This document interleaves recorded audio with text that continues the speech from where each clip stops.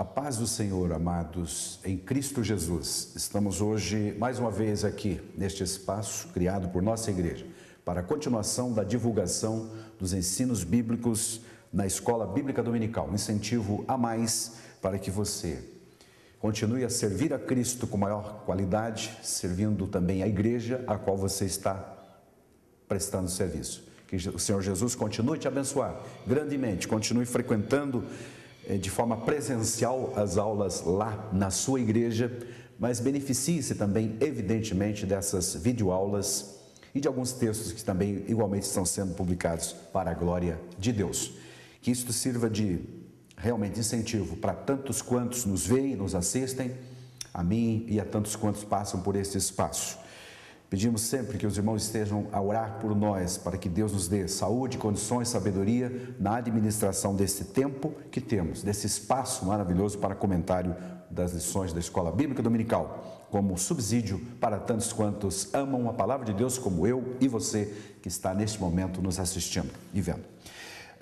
Hoje nós vamos comentar a lição número 7, o arrependimento como base para o conserto.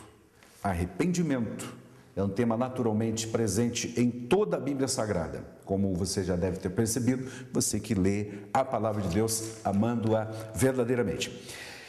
Mas hoje o foco será a respeito do povo de Israel mais uma vez, no tempo de Neemias, num pós-momento de vitória, um pós-momento de conquistas, porque o muro já tinha sido reparado em grande medida, já tinha sido feita uma grande festa e o povo estava animado em questões de construção, em questão de reparos materiais, em questões também de reparos em todos os sentidos de materiais. Porém, as coisas emocional, intelectual e até espiritualmente acima de tudo, não estavam muito bem. E para recomeçar, para reparar as questões espirituais, tem uma base, tem um início, tem um princípio. E este princípio, este início, esta base, é chamado na Bíblia Sagrada de arrependimento. Assim começa com o pecador, por exemplo, que está perdido, que está sem Cristo, precisa ouvir a palavra de Deus, ser impactado por esta mensagem, reconhecer que está errado, arrepender-se do fato de estar no caminho e na direção errada, tomar o rumo certo, pela orientação da palavra de Deus, evidentemente. Então, o arrependimento terá sempre uma sequência. Arrependimento não é um fim em si, mas é um início de uma jornada. E é isso que a gente espera, inclusive, no rápido comentário que faremos aqui. Arrependimento, a base para o conserto, com base lá no capítulo 9 do livro de Neemias. E o nosso texto áureo é também um texto por demais conhecido, lá do tempo da história também do povo de Israel, mais ou menos contemporâneo por aí. O segundo livro de Crônicas, capítulo 7, 14. A maioria dos que estão assistindo e ouvindo-nos sabe de cor, inclusive, esse versículo 14. Recordando, diz: se meu povo, que se chama, que se identifica, que se chama, que se diz, que tem o nome, ou que se chama pelo meu nome, diz Deus, se humilhar, orar, buscar a minha face, se converter dos seus maus caminhos, então eu ouvirei dos céus, perdoarei os seus pecados e sararei a sua terra. Sararei a sua terra. Este é um versículo muito completo. Ele fala de tanto a condição pessoal quanto nacional, naturalmente, de Israel. Uma condição de reconhecimento, de humildade, de oração, de busca consciente da presença e da face do Senhor, de uma conversão radical, total, verdadeira, porque na verdade conversão é isso, não existe meia conversão, ou você se converte ou não se converte, ou muda de direção, que significa conversão, ou não, não existe meio termo, e se converter dos maus caminhos. Que maus caminhos seriam esses? Naturalmente, os caminhos que vão na direção oposta àquilo que Deus propôs para você como crente, para você como pecador, que talvez ainda não aceitou a Cristo, a você como ministro, a mim como obreiro, a todos nós. Enfim, se os caminhos nos quais andamos não está exatamente de acordo com a vontade de Deus, é melhor que nós, primeiro, reconheçamos que estamos na direção errada, no caminho errado. Segundo, uma vez convertido, ou melhor, reconhecido que estamos no momento e no rumo errado, nós tomarmos a decisão de mudar. Isso é conversão. E o arrependimento faz parte exatamente da conversão. Alguns definem conversão como tendo duas partes principais: a parte negativa e a parte positiva. A parte negativa seria exatamente o arrependimento, que é sentir tristeza. Primeiro eu reconheço que estou no caminho errado, sinto aquela tristeza por estar no caminho errado, por estar andando na direção errada, naquela direção que Deus não proveu, que não é de Deus, que não serve a Deus, aos propósitos de Deus. Isto é o arrependimento. Mas esse arrependimento me leva a tomar uma decisão positiva, que é uma decisão de fé. Muito bem, estou no caminho errado, reconheci que estou errado, senti tristeza por isso, me arrependo de estar no caminho errado, me arrependo do que fiz e agora tomo uma decisão positiva. Vou exercer fé em Deus, vou olhar positivamente para Deus. Então, arrependimento é voltar-se para, sentir tristeza pelas coisas erradas que estou fazendo, mas a fé é voltar-se para Deus, positivamente, olhando para Ele e seguindo na sua direção. Não é diferente nesse capítulo 9 que temos como base do estudo da lição de hoje. E o arrependimento é exatamente essa tristeza que me faz tomar nova direção. Do dicionário, a palavra arrependimento diz que é um ato de arrepender-se de forma sincera de alguma coisa, ou um ato cometido de forma errada, ou de uma omissão daquilo que eu devia ter feito e não fiz, ou então um ato positivo feito de forma errada. Arrepender-se, então, é um ato de reconhecer esses fatos.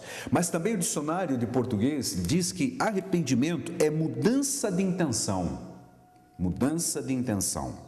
E também diz que é desistir de alguma coisa feita.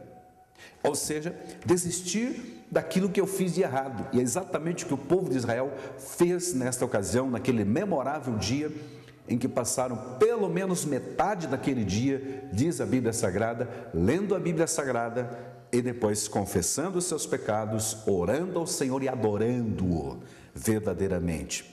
Glória a Deus por isso. Então, repetindo, arrependimento é mudança de intenção, é desistir de alguma coisa que se fez. É ato positivo que me leva a agir. Arrependimento, portanto, não é uma coisa estática, parada, apenas fiquei triste e vai ficar por isso mesmo, daqui a pouco cometo de novo o mesmo ato. Não, isso seria remorso apenas. É o caso de Judas, caso típico de alguém que sentiu remorso, diz lá em Mateus no capítulo 27. Capítulo 27 de Mateus. Diz que quando ele percebeu que Cristo foi entregue, que o Senhor Jesus, a quem ele havia vendido por aquelas moedas de prata, foi preso e estava sendo condenado, ou melhor, foi morto, ele voltou aos sacerdotes, não totalmente arrependido, mas sentindo remorso, diz a Bíblia. Foi até o templo, lançou aquelas moedas e disse para os sacerdotes: pequei traindo sangue inocente. Os sacerdotes, que deviam dar apoio, amparo e levá-lo ao verdadeiro arrependimento e à recondução na vida espiritual, infelizmente disseram: isso é responsabilidade tua, você sabia o que estava fazendo. E o rapaz saiu ali tocado de remorso, como diz a história, e você conhece, foi se enforcar. Remorso, portanto, é uma etapa apenas, é apenas o início do completo arrependimento. Paulo, por exemplo, aos Coríntios, fala de um tipo de arrependimento que gera morte, mas fala de um outro tipo de arrependimento que gera vida. E é isso que nós propomos nessa lição. Assim aconteceu com o povo de Israel, assim deve acontecer com você de forma pessoal, individual. Se você sente pelo Espírito de Deus que alguma coisa não foi bem, que algum ato, que alguma atitude, que algumas palavras foram ditas de forma errada, foram malditas, ou seja, mal pronunciadas, não deviam ser, é melhor se arrepender e corrigir isto. Aleluia. Remorso, segundo definições do dicionário, significa apenas inquietação de consciência por sentimento de culpa. Portanto, não é o pleno arrependimento.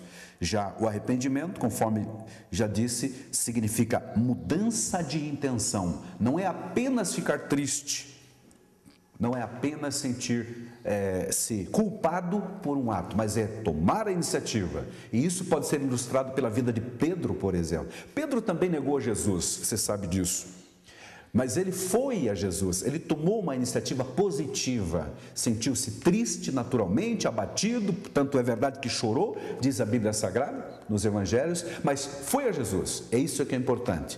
Porque não adianta nada apenas ficarmos nos remoendo com sentimento de culpa, que seria apenas um remorso. Isso pode abrir uma lacuna, uma porta para que o inimigo tente, como fez com Judas, e o rapaz foi se enforcar. Há tanta gente se suicidando vida afora, mundo afora, porque não completa o pleno, não dá o outro passo, que é o arrependimento sincero ou a mudança de atitude, a mudança de intenção.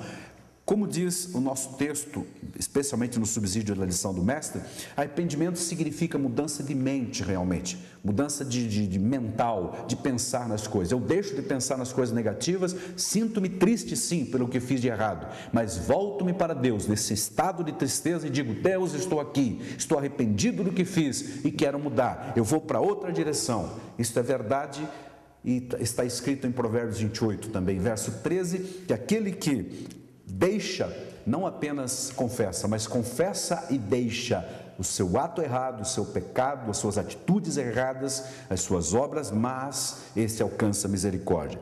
Então, nosso textual diz: o meu povo que se chama pelo meu nome, se humilhar.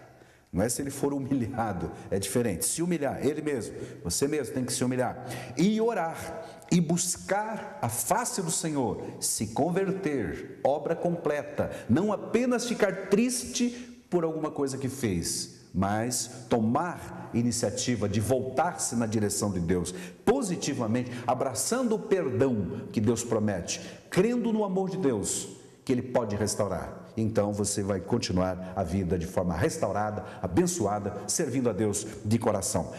No texto, no tema da nossa lição, que já citamos, diz: o arrependimento, a base para o conserto. A palavra conserto aqui é sinônimo de aliança que o Israel tinha com Deus. Só que no passar dos anos, este povo, como diz o capítulo 9 de Neemias, onde é feita uma leitura, ou melhor, uma releitura, porque o povo voltou do cativeiro, reconstruiu partes do muro, estão sentindo-se seguros para realizar um culto a Deus, mas antes de cultuar e adorar, eles foram ler a palavra de Deus, e é na palavra de Deus que nós encontramos as diretrizes para a nossa vida, encontramos a vontade de Deus, como você sabe, e é também na palavra de Deus que encontramos a condenação para com o erro que aquele povo estava cometendo. Então, neste capítulo 9, nós temos, eu vou ler algumas coisas aqui rapidamente para recordar. Diz que era o dia 24 do mês, e se ajuntaram, o mês de Tisri, e se ajuntaram os filhos de Israel com jejum, pano de saco, e traziam terra sobre a cabeça. Apesar de não aparecer aqui o termo e a palavra arrependimento no texto bíblico, fica caracterizado, fica evidenciado por estes termos, jejum, pano de saco e terra ou areia sobre a cabeça. Isso é evidência de um coração arrependido, de uma pessoa totalmente contrita na presença de Deus, com certeza. Eram sinais visíveis de arrependimento. E a geração de Israel se apartou de todos os estranhos e puseram-se em pé e fizeram confissão dos seus pecados e das iniquidades de seus pais. Fizeram confissão de pecados específicos, aqueles que eles lembraram, aquilo que estava na sua memória e que os torturava. Recorde, primeiro passo, reconhecer que pecou. Segundo, confessar esse pecado.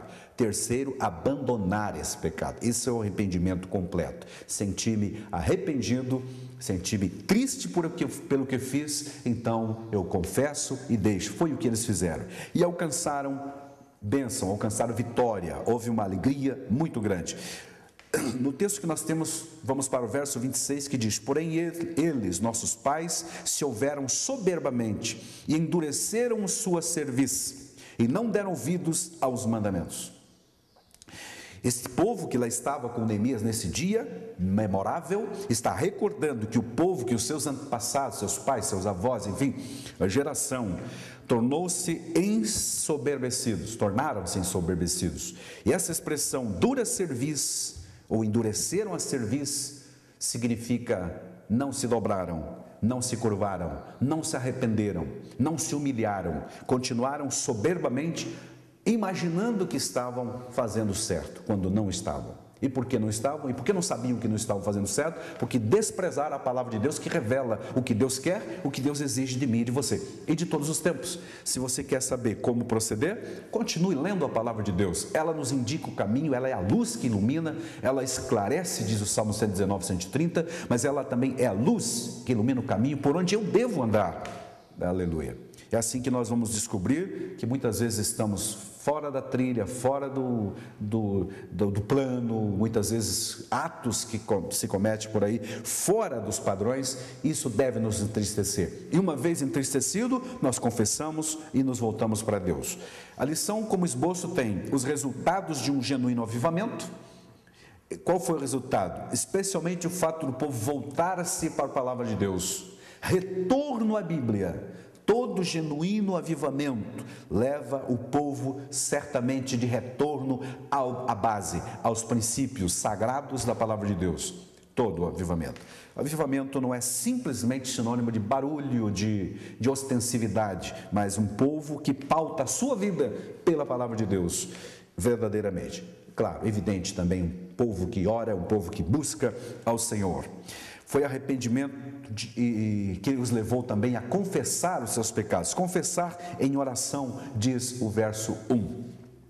Sinais de um verdadeiro arrependimento é aquele sinal de pano, de saco, de terra sobre a cabeça, enfim, sinal de luto, de tristeza, de dor. Não porque outras coisas tinham acontecido e tal, mas porque eles mesmos estavam sentindo-se tristes. E também o verso 2a diz que apartaram-se dos estranhos. Essa palavra estranhos que aparece aí de uma forma genérica representavam todos os povos vizinhos com suas idolatrias, com seus usos, costumes estranhos que haviam influenciado e que Israel, em vários momentos, o povo de Israel havia assimilado. Isso também nos fala muito para o nosso tempo. Há muitas pessoas hoje com vida estranha, não é verdade? Estranha aos planos bíblicos, estranhos à doutrina da palavra de Deus e principalmente aos chamados usos culturais e assim por diante. Que Deus nos ajude, que nós possamos, amados, como igreja de Cristo, neste século final, vamos dizer assim, mantermos a nossa pureza, e se alguma coisa fizermos de errado, o caminho está aí, os passos são esses: reconhecer o erro, confessar o erro, abandonar o erro em genuíno arrependimento, não apenas um remorso inicial e passageiro. Que Deus nos conceda a obra completa, ou seja, um arrependimento, abandono do pecado, uma confissão, uma conversão, mudar de direção completamente. Estou indo na direção errada, mas não quero ir para lá. Deus quer que eu vá para outra direção, então eu estou tomando a decisão de ir para outro lado. Glória a Deus. No tópico 2 é recordado a lei do Senhor. A palavra de Deus, eles fazem realmente uma leitura da história de Israel, a proteção de Deus em toda a história, durante o cativeiro no Egito, após a jornada pelo deserto, as bênçãos da terra prometida, terra abundante, mas que eles não souberam valorizar, as consequências do cativeiro da Babilônia, que agora está terminando, as bênçãos já recebidas, o muro reconstruído, a festa, enfim, e tudo isso era motivo, certamente, sobejo, para que houvesse gratidão, adoração, e foi o que eles fizeram na sequência. O último tópico da lição, o último tópico principal, fala da grande misericórdia de Deus. Deus foi para com eles e é para conosco, clemente e misericordioso. Eles suplicaram a Deus e realizaram um grande culto. O texto nos diz que em um quarto do dia eles leram a Bíblia, no outro quarto do dia eles confessaram os seus pecados e adoraram a Deus. Tudo começa com a leitura da palavra de Deus, que impacta o espírito humano e o faz reconhecer que muitas vezes está errado. Na sequência, o outro quarto do dia, ou seja, pelo menos 3 horas para a leitura da Bíblia, pelo menos 3 horas para confissão e adoração. Que assim seja, que nesta preciosa lição aprendamos uma vez mais que a base para Deus continuar nos abençoando é continuarmos com sentimento de arrependimento constante. Se eu errei, não tem que ficar no erro. Se eu sentir-me triste, não vou ficar apenas triste. Eu quero que essa tristeza gere verdadeiro arrependimento que me leve a Deus, que me faça restaurar. E Deus é poderoso para nos restaurar. Arrependimento continua sendo a base para o conserto. Aleluia. O novo concerto, a nova aliança em Cristo Jesus ainda exige arrependimento. Se você ler o Novo Testamento, vai encontrar Jesus pregando arrependimento, os apóstolos pregando arrependimento, a igreja primitiva pregando arrependimento, e a igreja de hoje não pode ser diferente. Arrependimento ainda é uma necessidade. Que Cristo Jesus te abençoe poderosamente. Amém.